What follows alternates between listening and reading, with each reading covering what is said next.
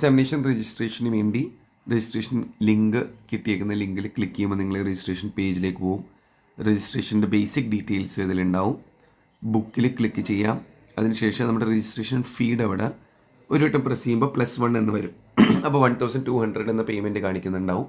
ഇനി 2 കുട്ടികളുള്ള പാരൻസ് ആണെങ്കിൽ അത് പ്ലസ് ഒരു വട്ടം കൂടി ഞെക്കുമ്പോൾ 2 കുട്ടികളുടെ ടിക്കറ്റ്സ് അതിൽ വരും. അപ്പോൾ പേയ്മെൻറ്റ് നിങ്ങൾക്ക് കാണാം 2400. നെക്സ്റ്റ് അടിക്കുമ്പോൾ നിങ്ങളുടെ basic details, student basic details ആയ പേര്, നിങ്ങളുടെ മൊബൈൽ നമ്പർ ടൈപ്പ് ചെയ്യാം.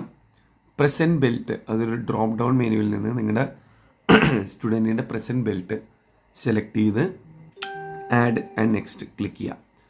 ഇനി രണ്ടാമത് 2 കുട്ടികളുള്ളത് കൊണ്ടാണ് ഇവിടെ രണ്ടാമതും ചോദിക്കുന്നത്. രണ്ടാമത്തെ കുട്ടിയുടെ സെയിം നമ്പർ തന്നെ കൊടുക്കാം. പ്രസൻറ്റ് ബെൽറ്റ് ഓപ്ഷൻ ചെയ്യുന്ന ഏത് ബെൽറ്റാണോ കൊടുക്കുക. അതും ആഡ് ചെയ്യുമ്പോൾ 2 കുട്ടികളുടെ ഡീറ്റെയിൽസ് ഇതിൽ വരും. ഒരു പാരൻ്റ് ഒരു കുട്ടിയാണെങ്കിൽ ഒരു കുട്ടിയുടെ ഡീറ്റെയിൽസ് മാത്രമേ വരുള്ളൂ. അപ്പോൾ താഴെ 1200 എന്നായിരിക്കും കാണിക്കുന്നത്.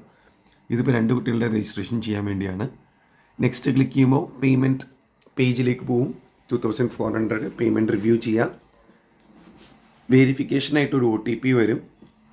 നിങ്ങൾ നമ്പറിലേക്ക് തന്നെ ടെക്സ്റ്റായിട്ടോ വാട്സാപ്പായിട്ടോ നിങ്ങളുടെ OTP ഇപ്പോൾ വരും. നിങ്ങൾക്ക് ഓൾറെഡി ഇപ്പോൾ കാണാം 184. ആ OTP ടൈപ്പ് ചെയ്ത് വെരിഫൈ ചെയ്യുമ്പോൾ മൊബൈൽ നമ്പർ വെരിഫൈ ചെയ്ത് നിങ്ങൾക്ക് പേയ്മെൻറ്റ് പേജിലേക്ക് പോവാം.